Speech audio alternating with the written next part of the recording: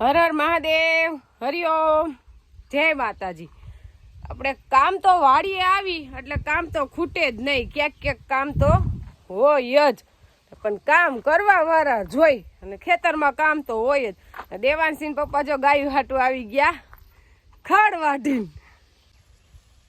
અત્યારમાં પેલા કે ગાયુંને ખડ વાઢીને નાખી દે પછી કામે ચડે ને આપણે ગાય દોઈ દીધી એટલે પેલા દૂધ બાને દઈ આવ્યા હોય, પછી મેં વાહિંદું કર્યું ને હવે એ ખડ વાઢીને આવી। એને પપ્પા નું આવે ને ક્યાંક બહાર જાય ને તેથી તકલીફ પડે, ત્યાં લગન તો ઉપાધિ ન હોય, હરવાર આપણે કામમાં હોય।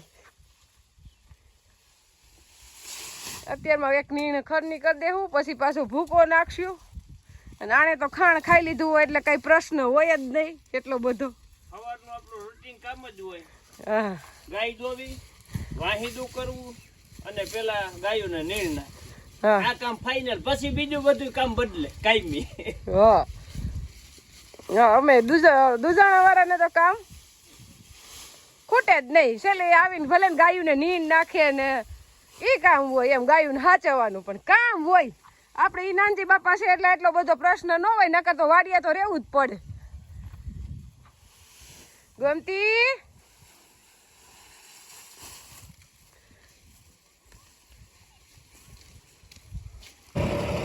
દેવાનસિંહ પપ્પાએ નક્કી કરી લીધું છે કે આજ તો જાહેર વાવી જ દેવી છે। તો કાલ આપણે મગફળી અહીંથી હારી લીધી ને આજ તો સવારના આમાં કામ કરે છે, ભલે છે અડધો પોણો વીઘો, પણ મહેનત તો આપણે 10 વીઘાની વાવી કે એટલી જ થાય। આમાં હાથીમાં ભરીએ વળીએ, ઘડીક વાર ફારવા સડાવે, ઘડીક વાર દાંતા સડાવે, વળી રા ભાઈકી, એનો ટાઈમ એમાં ને એમાં ગયો। પણ હવે આજ તો વાવી જ દેવી છે, એ નક્કી જ કરી લીધું છે। એટલે હવે હાકે છે દાંતા, જો ખેતર ચોખ્ખું કરી નાખ્યું અને આપણે ઉનાળે પાણી ઓણ વરસ જોઈએ એવું નથી એટલે નક્કી નહીં, એટલે આપણે આટલા ચણા ઓછા વાવીને ઝાર વાવી દેવાની, ગાયુંનું પહેલા કરવાનું, કારણ કે એની નીણ વેસાતી લીધી પૂરી પડે નહીં, ત્યારે વાવી તો જ થાય। જો આમ તો આપણે જાહેર વાવવાનું પરિયાણ તો લાંબા સમય થયા હતું, ચણા હારો હાર, પણ આપણે મગફળી તૈયાર કરી એટલે અહીં બધું પડ્યું હતું એટલે આપણે વાલ લાગી અને આપણે જે વાવેતર છે ને સવારમાં દાંતા હાકી ગયા, કારણ કે એટલામાં આમ તો દાંતી મારેલ હતી અને રાપે આકલ હતી, પણ આપણે જે ઠેસર આવ્યું હોય ને માંડવીને ખરું કર્યું ને ટોરાઈ ગયું હોય એટલે સવારમાં પેલા દાંતી આકી, પછી રાપ આકી, રાપ આકીને આપણે પારા બાંધતા ઊંધા પાર્યા હું, એટલે કે દેશી પદ્ધતિથી, આપણી પાસે ઓયણી નથી, નકર તો બધું ભેગું થઈ જાય। એટલે પેલા આપણે પારા બાંધી દીધા, હવે પાછા એમાં 9 દાંતા સડાવ્યા છે, એટલે 9 દાંતા સડાવ્યા એટલે 9 લીટીયું થઈ જાય। 9 લીટીયું થાય એટલે આપણે ઝાડ છાંટી એટલે 9 આયરું થઈ જાય, કારણ કે લીટામાં બધે દાણા ઉતરી જાય। એટલે આપણે ઝાડ અને ખાતર છાંટીને પછી આપણે પાછી રાપ આંક નાખશું અથવા આસો હમા રાખ નાખશું, એટલે એકદમ જાહેર બધી અંદર લીટામાં ઉતરી જાય। એટલે જેમ ઓલા ટ્રેક્ટર હોય 9 દાંતે વાવેતર થાય ને એ જ રીતનું વાવેતર થાય। એમાં પછી અહીંયા આવીને જોવે ખબર ન પડે કે આ ટ્રેક્ટરનું વાવેતર છે કે હાથનું વાવેતર છે। એટલે આજે આપણે હાઈન થઈને ત્યાં કમ્પ્લીટ કરી દેવું ને કાલે હાઈન થઈને ત્યાં પાઈ દેવું છે। હા, કાલ હવા લાઈટ આવે એટલે પી જાય। હા, મહેનત પડે થોડીક, પણ હવે એટલા હાટું ટ્રેક્ટર વાળાને કેવા ધક્કો થાય એ નહીં, એટલામાંથી વરો એને માથાકૂટ થાય એને કઈ હા, આપણે આખો દી વહી જતો હોય આમાં। હા, તો હું થાય એને તો ઠીક કમ્પ્લીટ હોય બધું, જાહેર ને ખાતર નાખી એટલે વાવેતર જ થાય, પણ તેમ છતાંય ધક્કો તો થાય જ એને। અને આપણે એટલા વાવેતરમાં આખો દી થાય, 2 વીઘો એક વાવો તો ભલે ને 10 વીઘા વાવો તો ભલે, દી તો એક જ જોઈ આખો, ફેર ન પડે, ભલે ને વવાઈ જાય તો ઉગતી થાય ને। હા, ઉગી જાય। જો આપણે આમ તો ફૂલ શિયાળો આવી ગયો એવું લાગતું સવારે, કારણ કે લગભગ 10 વાગ્યા લગી તો એવો પવન વાતો હતો ઝટકાનો કે જેવા તેવા તો કપડાં બાંધ્યા હોય ને તો ફગવી નાખી દે એવો પવન હતો। એટલે એમ હતું કે આજ તો ટાઈટે રાઈત એવી પડશે, એને બદલે અત્યારે વાગ્યા 4:30 અને 4:30 હાવ ધબડકો ઉનાળો આવી ગયો, એને રહેવાતું નથી। ઉનાળે જેવું વાતાવરણ હોય ને ભાદરવામાં એવું વાતાવરણ ઓહક થઈ જાય એવું છે। દેવાજી પપ્પા પરસેવો વળી અને અત્યારે આપણે જાહેરની તૈયારી તો વાવવાની હવારની થઈ ગઈ હતી. અત્યારે નાનજી બાપા જાહેર સાટે છે, કારણ કે નવ દાંતા આપણે જે લીટા કર્યા છે એ દાંતામાં સાટી દે છે, એટલે એમાં ઉતરી જાય એટલે નવ આયરું થઈ જાય. એટલે નાનજી બાપાનું કામ જાહેર સાટવાનું સારું છે, કારણ કે ગઈ સાલ આપણે ઉનાળે 4 ક્યારા સાટ્યા હતા, આવી જ રીતે વાવેતર કર્યું હતું. એટલે ટ્રેક્ટર જેવું જ વાવેતર થયું હતું, એમાં કોઈને ખબર ન પડે કે ટ્રેક્ટર હું વાવી કે આપણે સાટીને વાવી છે. જો હવે નાનજી બાપાને લગભગ હવે ટૂંકા 5-6 ક્યારા રહ્યા છે. અને સાટણીનું જે વાવેતર કરવું હોય ને, પછી બીટ હોય, ડુંગળી હોય, ગાજર હોય, પેલા તો લહણ સાટીને વાવતા. તો નાનજી બાપાને ગામમાં લઈ જાય ડુંગળીને બી સાટવા, એમ કે નાનજી બાપા એક દી બપોર લગી આવો ને સાટવા. એટલે નાનજી બાપા છે ને સાટવાના કારીગર છે, સાટણીના કારીગર કહેવાય, કારણ કે ડુંગળી સાટી દે એટલે છૂટા દાણે પડે. કારણ કે પહેલેથી સાટતા જીરું, નાનજી બાપા જીરું વાવ્યું હોય છે ને તમે સાટી? હા, જીરું વાવી, તલી સાટીને વાવી. તલી જીરું તલી હોતે વાવી દઉં, તલી વાવી દો, તલી વાવી દઈ સાટી. તો આપણે તલી આજુ ખલે છે ને આવી રીતે જ વાવવી. ઉનારે ક્યારા કરીને દાંતા હાકી નાખશું, અને દાંતા હાકીને સાટી દેવું એટલે નવ આયરું થઈ જાય. હાલશે ને આ રીતે જ વાવેતર કરશું. એટલે કારા તલનું વાવેતર આપણે ઓણ આ જ રીતે કરવું. ટ્રેક્ટરમાં હે દાઢા સડાવાય, કપોટું થાય. હા, એટલે એક ફરે ઓરવી દેવાય, પછી આવી રીતે હાકીને સાટી દે એટલે અસલ થઈ જાય. એટલે ઓણ આપણે કારા તલનું વાવેતર થોડુંક કરવું છે 2 વીઘાનું, એ આવી રીતે કરવું, હોવરાવું નથી. સાટણીમાં છે ને ગરકા પડે, આના જેવું ના થાય. આ અસલ હાયરું થાય, કઈ ઘટે નહીં ને એવી. હું વાવરાવી તે ઓલી ઓયણી એ ને આપણે અહીંયા પાછા ઓયણી વાળા હાયરું નથી કરતા, તલીની સાટણી જ કરી દે. સાટણી એમાં એવું હોય, થોડા ખાટું ફેરવણી થતી ને એટલે પછી ફેરવે નહીં. નકર થાય તો બધું એમાં. હાલો તમે ખાતર સાટીને પછી ધોર્યો અત્યારે કરી જ નાખવો છે, એટલે સવારે તો સીધું ઝાડમાં આપણે પાણી જ આવશે. એટલે ફારવા તો એને પપ્પા જોડી આવ્યા જ છે. હવે આપણે મોલમાં કોઈ સાચવવાની મેન વસ્તુ હોય ને તો મરચી, એની ઉપર જ આપણે ધામધૂમ છે. આગળનું આયોજન જે કરવું હોય ને નવીન કામનું, એ મરચી ઉપર છે.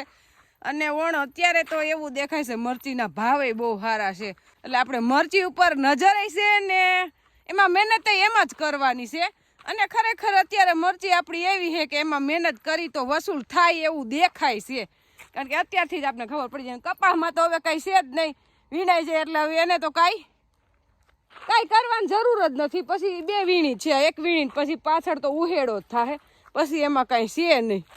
એટલે આપણે સાચવવાની છે મરચી. અને હજી ચણા નહીં તો એમાં તો 20 દી પાણી નહીં આપવું પડે, એટલે એની ઉપાધિ નથી. મેન પ્રશ્ન હોય તો મરચી, દવા સાટો ને ખાતર નાખો ને પાણી પાવો, જે કરવાનું એ મરચી વાત કરવાનું જ નહીં. આપણે મરચીમાં દવા છાંટવાનું ચાલુ કર્યું છે, કારણ કે વાતાવરણમાં થોડી કઈ ગરમી આવે ને, અને મરચામાં થોડાક મરચા જાજા આવે, બે ભેગું થાય ને એટલે પરબારો કુકરનો પ્રશ્ન રહે. એટલે ઉપર આપણે પાન જેવા જોઈને એવા કુણીપ ન રહીએ, અને પરબારી થીપ કથીરીનો હેવી એટેક આવી જાય એટલે કુકડાઈ જાય. આપણે જે લાનેવો મારી અને લગભગ 6-7 દી થયા, અઠવાડિયું તો માંડ રિઝલ્ટ રહીએ, ત્યાં પાછી ફરીથી દવાનો છંટકાવ કરવો પડ્યો, કારણ કે વાતાવરણમાં ગરમી આવી અને થોડુંક મરચાનું પ્રમાણ વધ્યું, બે ભેગું થયું.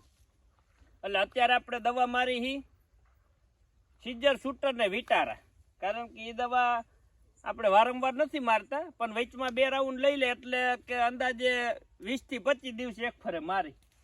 એટલે અત્યારે આપણે દવા છાંટવાનું ચાલુ છે. આ ભાગમાં છટાઈ ગઈ છે, અડધેથી બાકી છે. આપણે આ ભાગમાં મરચી એકદમ કાંઈ ઘટે ને એવી છે, આ ભાગમાં થોડોક ફેરફાર છે. એનું કારણ છે કે આ ભાગમાં થોડોક વાયરસનો પ્રશ્ન છે, કારણ કે આપણે એકદમ જો આવા ઝુમખા થઈ જાય, એટલે ઝુમખા થાય એટલે તમારું જે મરચીની ક્વોલિટી જોઈ ને એ ક્વોલિટી એવી બધી થોડીક નબળી રહી. એટલે નબળી રહી એટલે કલરમાં નબળી ના રહીએ, પણ મરચાની જે લંબાઈ હોય ને એ લંબાઈ 4 કે 6 ઇંચની હોય ને તો એ ઘટીને પરબારી 3 ઇંચની થઈ જાય. બાકી મરચા તો આવે જ, આમાં કાંઈ વાંધો ન આવે, પણ એ વાયરસનો પ્રશ્ન વરહો રહી જ છે. ગમે એ દવા છાંટીએ આપણે તો વાયરસ જાતો નથી. એટલે એકવાર એમ કે આ દવા છાંટો કે આ છાંટો તો એનાથી સારું થઈ જાય, એ કેનાયથી સારું ન થાય.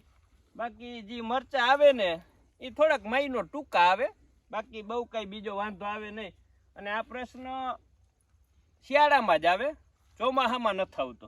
અત્યારે જો અમુક ઠેકાણે આપણે વાયરસ દેખાય છે. અને મેન પ્રશ્ન તો જ્યાં પાણી ભરાતું હોય ને વધારે, અહીંયા પ્રશ્ન વધારે આવે. પછાટના ભાગમાંથી શરૂઆત થાય, પછી આગળ હાઈલો જાય. એટલે આપણે જમીનમાં થોડોક ફેરફાર હોય. આગલા વર્ષે કંઈક વાવેતર હોય, એના વર્ષે 3-4 વર્ષનું આગળ વાવેતર ફેરફાર થતું હોય ને એની માથે નક્કી થતું હોય. આ ભાગમાં એકદમ મરચીમાં ક્યાંય બહુ વાયરસ દેખાતો નથી અને અડધા ભાગમાં દેખાય છે. એટલે આપણે 4-5 વર્ષ આ ભાગમાં મરચી હતી, આ ભાગમાં નહોતી. એટલે જેમાં મરચી આવે ને એમાં થોડુંક પ્રશ્ન રહીએ કદાચ એમ. બાકી આજ દવા છાંટશે એટલે વળી 4-5 દી રિઝલ્ટ રહે અને થોડુંક ત્યાં પાછું વાતાવરણ શિયાળાનું એકદમ થઈ જાય. કારણ કે અત્યારે તડકા પડે ને ઉનાળા જેવું એટલે નડે. આજ ગરમી બહુ હતી. સવારે શિયાળુ પવન હતો, કઈ ઘટે નહીં એવો, અને અત્યારે પાછી ગરમી ઉનાળા જેવી પકડાઈ ગઈ. અને આપણા મરચા હવે પાકી ગયા છે. ઝાડવે બોલા હું ખાઈ જાય ને ક્યાં ખાવ દડાઈ એવા. પણ આ મરચું આપણે દરવાનું નથી હો. આજી નહીં દરી, આની હજી ક્વોલિટી છે ને આપણે જોઈએ એવી થાય એમ જ નથી. જો આમાં ડાગા ડૂગી હોય એટલે આ મરચું તો આપણે વેચી દેવાનું છે. હવે પાછા જે લીલા મરચા છે ઈ પાકશે અને ઈ મરચા આપણે દેવું, પછી ઈ દરવામાં આવશે. હજી આ મરચા આપણા દરવામાં નહીં આવે, કારણ કે આમાં કોઈક ડાગા ડૂગી વાળા હોય ને. આપણે જે આ મરચાની ચટણી તો તમારે ઓલે કંપનીની મોંઘા ભાવની કરીને લેવાની હોય. નકર આ મરચા નાખે ક્યાં? આ બધા મરચા જે ખેડૂ હોય ને એ આ મરચાની ચટણી કરીને ન દઈ શકે, કારણ કે આ મરચા બગડી જાય. અને બગડેલ મરચું કોઈ પણ કંપની વાળા ખરીદી કરતા હોય કે જે કોઈ કઈ વ્યક્તિ કરતા હોય, એ વ્યક્તિ પછી કલર ભેળવતા હોય કે જે કઈ કરતા હોય, આપણે નથી ખબર એની. પણ એ આવે તો ખાવામાં. અને જે આપણું મરચું પાવડર આવશે ને એ તો એકદમ ક્લીન, કાંઈ ઘટે ને એવો આવા મરચાનો આવશે. ક્યાંય નહીં ડાગા ડૂગી અને એકદમ દેશી ટાઈપનું, કોઈ ઘટે જ નહીં એમાં. એનો કલર એવો કે વરસદી લગી તમારે પડ્યું રહે ને તો કલરમાં જરી કંઈ ફેર ના પડે. આ રીતનું મરચું પાવડર આવશે આપણો.